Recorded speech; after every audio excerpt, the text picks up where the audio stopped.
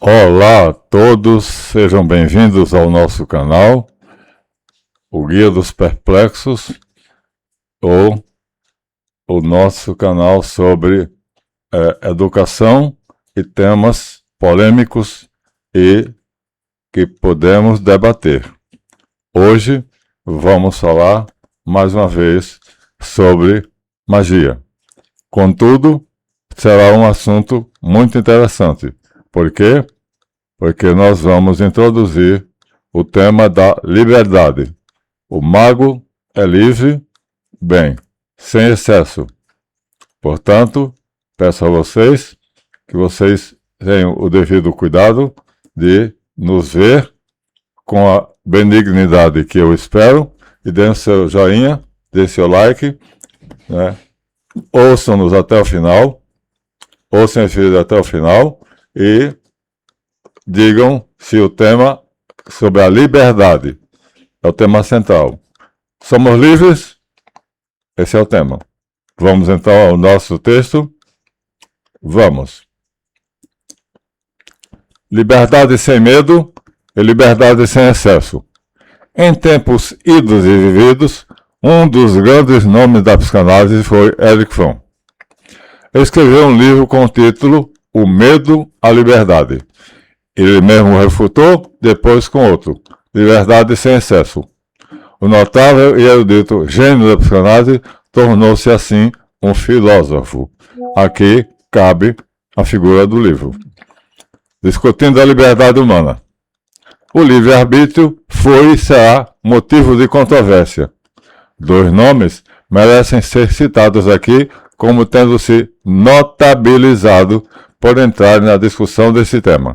O italiano Marsilio di Padua, que foi para a fogueira da Inquisição, por ter escrito seu livro Defensor da Paz, que é, em latim, Defensor Pacis, onde afirma que se Deus concedeu ao ser humano liberdade, sem dúvida o homem pode mesmo até negar a existência de Deus, sem ser considerado pecador. Assim, ele justificava o ateísmo. Foi parar na fogueira da Inquisição, pouco depois da Idade Média. Bem, aqui nós temos agora o tema representado pela liberdade, que é a estátua de Manhattan, né? Na Baía a estátua da Liberdade, desculpa, temos a estátua da Liberdade na Baía de Manhattan. O tema é esse. Somos livres, essa liberdade existe, está na estátua, né, da Baía de Manhattan. Bom, vamos discutir. Continuamos. Aqui cabe a figura da Estátua da Liberdade, né? Contudo, no Concílio Vaticano II, esta frase é literalmente repetida. Portanto, minha gente, uma frase que um padre disse e foi condenado à fogueira da Inquisição está no Concílio Vaticano II tal e qual. O documento do Concílio Vaticano II sobre a liberdade religiosa é a Declaração Dignitatis Humanae, promulgada pelo Papa Paulo VI. Ali está exatamente a afirmação de Marsilio de Padua. Logo, ou a igreja é doida, ou então, ela, na época, não reconheceu uma verdade que foi dita por um homem que tinha inteligência. Aqui nós temos agora o Papa São Paulo VI, que foi quem promulgou o documento pontifício Dignitatis Humanae, que fala sobre a liberdade. E diz que o homem pode negar a Deus, sim. As consequências ele vai aguentar. Mas se ele é livre, então Deus a ele o poder de negar a existência do próprio Deus. Logo, o Concílio Vaticano II é controverso por causa disso. Ele faz afirmações que há algum tempo atrás eram consideradas heresias, apostasias. Aí está o problema do concílio. Bom, temos um segundo nome. É o do feiticeiro célebre, Aleister Crowley. Aqui vamos começar com esse feiticeiro, já conhecem. O seu opúsculo, o Livro da Lei, afirma que faça o que quiseres, pois é tudo da lei. Ora, minha gente, a aplicação prática desse postulado, desse feiticeiro, pessoa a mais perversa do mundo, disse o Jornal de Londres, levou à morte várias pessoas, entre as quais está nosso inesquecível Raul Seixas, vítima de uma overdose. O mundo também perdeu o inimitável Michael Jackson, vitimado pelo excesso de analgésicos necessários para combater as dores causadas pelos movimentos inexplicáveis daquele que foi o maior dançarino do mundo e, a meu ver, o maior artista que já existiu.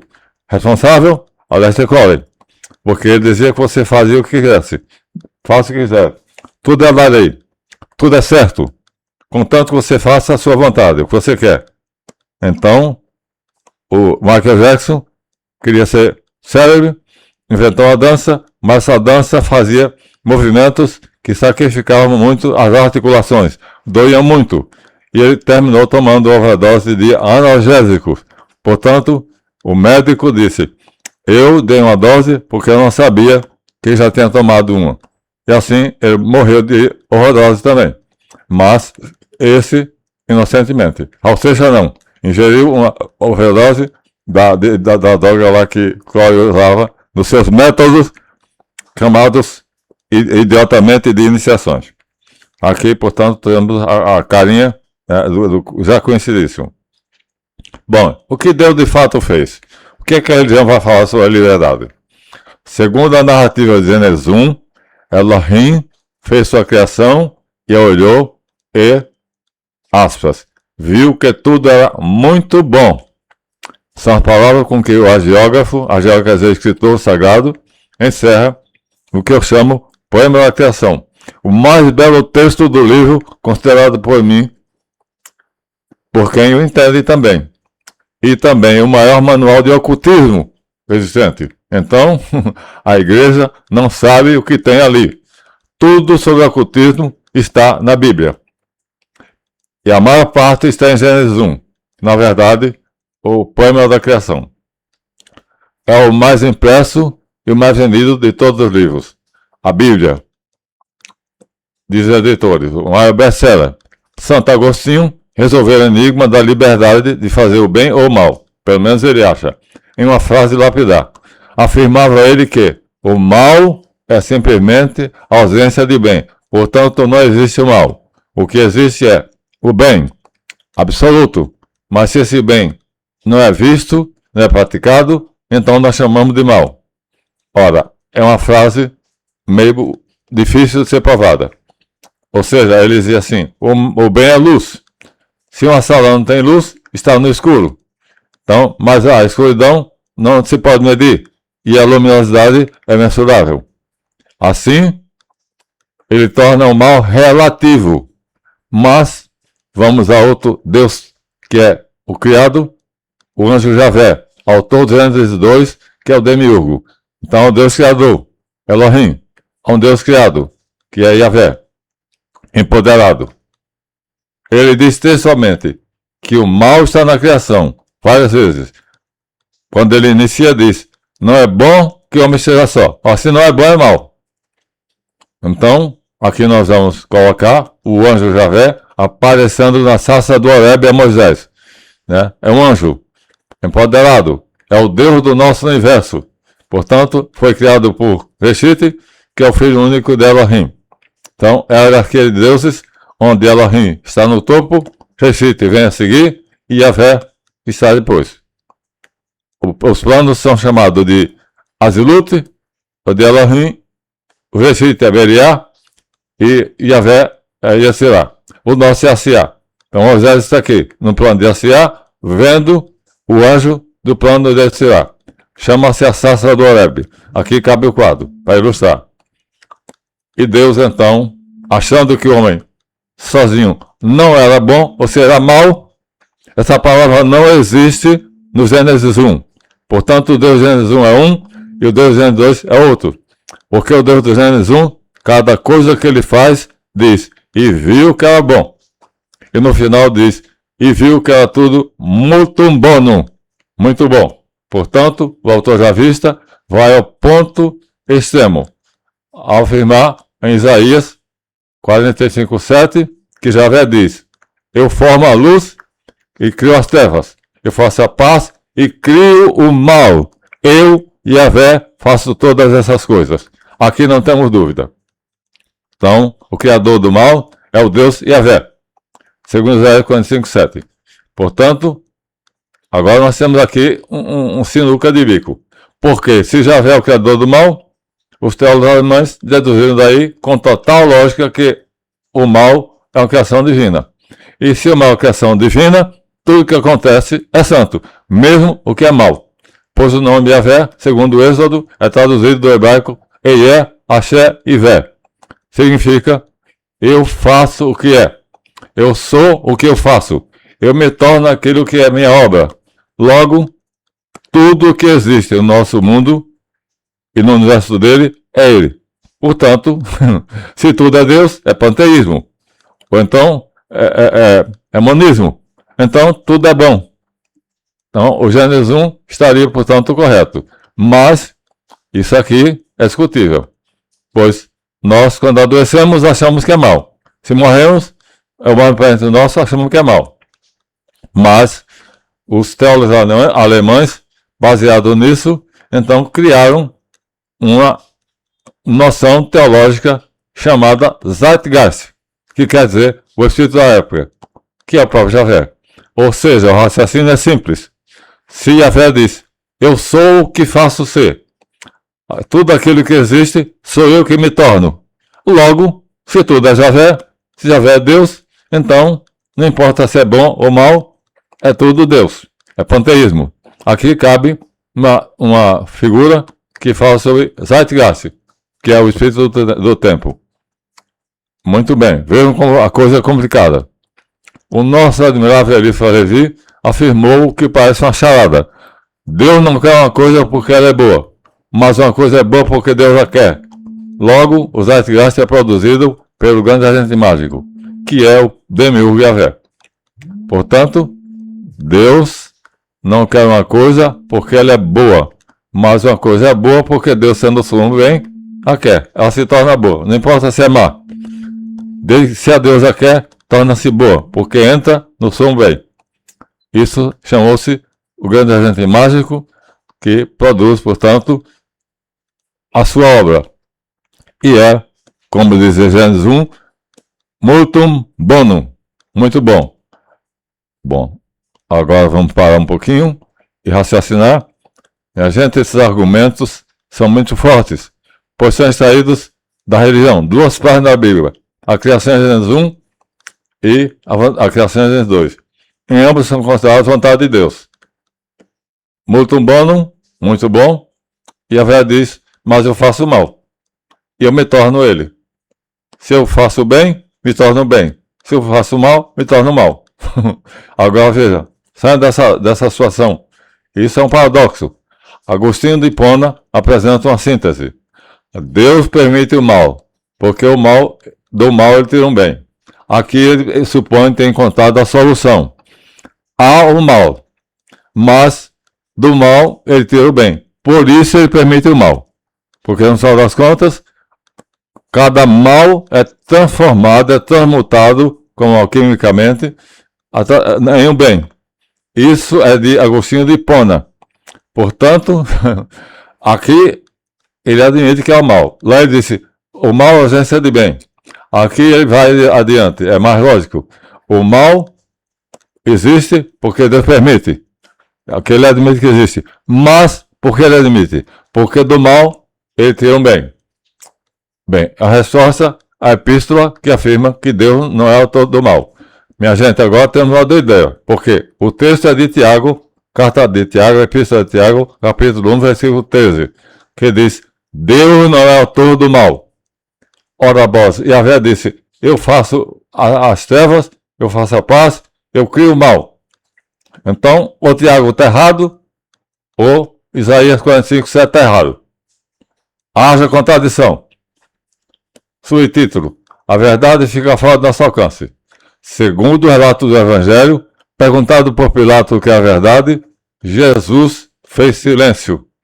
Nós sabemos que no célebre inquérito de Jesus por Pilatos, chega um momento, Pilatos pergunta a Jesus o que é a verdade e Jesus cala. Essa será a nossa posição. Portanto, não temos nada a dizer sobre a verdade. Nada. Não temos essa capacidade. A verdade é inatingível, pois se Jesus de Nazaré, Yeshua Natsiri, não disse o que era, o texto não tem resposta. A escritura não traz nada escrito. A pergunta de Pilatos é clara. Pergunta primeiro, vós sois rei? Se eis o basileis, em grego, a língua falada da nobreza, e Jesus diz, basileis em mim. Vós sois rei? Pilatos pergunta em grego. E no mundo helenizado, tá? Os novos falavam grego. Pilatos era de Roma, romano, mas a elite falava grego. E Jesus responde, basileis em mim. O Novo Testamento é todo ele em grego. Portanto, minha gente, a sua opinião pode não coincidir com a nossa, mas nós apresentamos argumentos muito fortes de pessoas eruditos, pessoas que são geniais e para nós não cabe discuti-la. Mas pode expressar seu pensamento, pois nossa Constituição garante a liberdade de pensamento e de expressão. Complementa, no entanto, que você pode ter a liberdade de pensamento e a liberdade de expressão do pensamento, mas aguente as consequências, porque toda liberdade, todo ato livre tem uma consequência. Está na nossa Constituição. Lembro a vocês que a revista francesa Charlie Hebdo publicou um desenho no qual um muçulmano usou o Corão como escudo contra as balas dos sionistas. O quadro é célebre, a revista Charlie Hebdo é do Rothschild e os projetis lançados contra o livro contra o muçulmano atravessam o livro sagrado do Islã e fica claro, matar um religioso. E a legenda diz, o Corão é uma merda.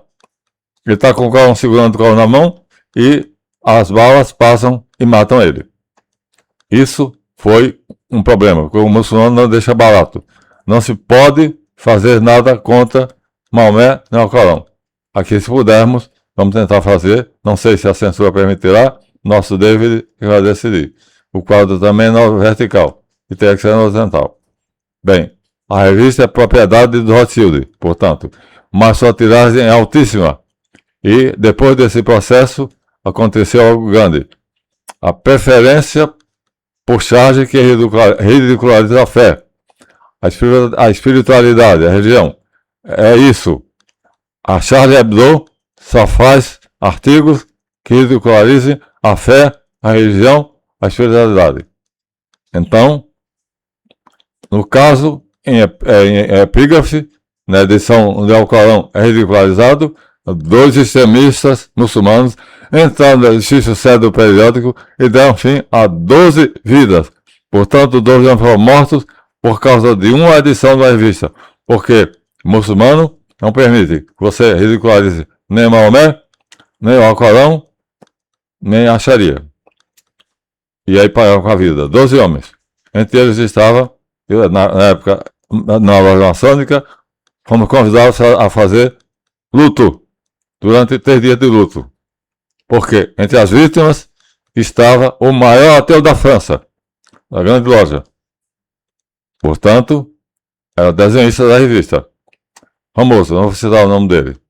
No Brasil, o grupo Porta dos Fundos perdeu o contato e a admiração que eram considerados os melhores humoristas da Globo, ao dramatizar uma cena na qual Jesus e os apóstolos se apresentaram como homossexuais. Os patrocinadores cancelaram seus contatos. Os assinantes deixaram o grupo sem audiência. Assim, o Porta dos Fundos pagou caro o fato de ridicularizarem. Imitaram o Charlie Hebdo. Imitaram, portanto, a revista francesa. Se deram mal. Renato Aragão disse: sempre fiz humor. Nunca ridicularizei a religião. Nunca desrespeitei a liberdade religiosa. Foi no especial de Natal. Aqui tem a revista, a propaganda da revista, Porta dos Fundos, especial de Natal. Roberto Carlos não queria fazer uma especial de Natal e o Porta dos Fundos disse: deixa com a gente. Nesse especial de Natal, colocam Jesus com os apóstolos em determinado ponto. O tempo todo é uma sacanagem. Mas terminam dando a entender que eles desmunhecam e, portanto, são homossexuais. Pagaram caro. O próprio Renato Aragão chamou o chefe deles, o líder deles, não também vou dizer o nome, e disse: eu sempre fiz humor, jamais desrespeitei a liberdade religiosa, jamais fiz humor ridicularizando a fé, a religião ou a espiritualidade. Você fez mal. Eu vi essa reportagem. Eu vi, quando o Renato Aragão foi numa entrevista, sério, chamou a atenção e disse: vocês erraram, admitam. Eu tenho muito tempo, já tenho fim de carreira, e vocês erraram feio. Pagaram o preço caro. Por quê? Porque deixaram de existir. O Brasil hoje não tem mais Porta dos Fundos. A conclusão é simples. A liberdade existe, mas nos impõe limites. Portanto, para nós, somos como peixe. Podemos nadar à vontade, contanto que não saiamos da água. Essa é a liberdade que nós gozamos. Portanto, é bastante limitada. Agora, meus amigos, vocês é quem podem concluir. Já dissemos, nós somos livres. E deem seu like se vocês nos vieram até aqui. Se o vídeo trouxe vocês até aqui, nos honraram com a sua visualização, deem seu like. O tema é candente, o tema é polêmico e o tema é educativo. E nós trouxemos um nome service. Então, aqui nós ficamos com esse final. A liberdade humana, na minha conclusão, é como a liberdade de um peixe dentro do aquário. Pode nadar para cima, para baixo, para um lado, para o outro, contanto que não sai do aquário. Se sair, morre. Pronto. Aqui então, minha gente, ficamos repetindo a série frase de Wayne Suede. Ademã que eu vou em frente, porque cavalo não desce escada.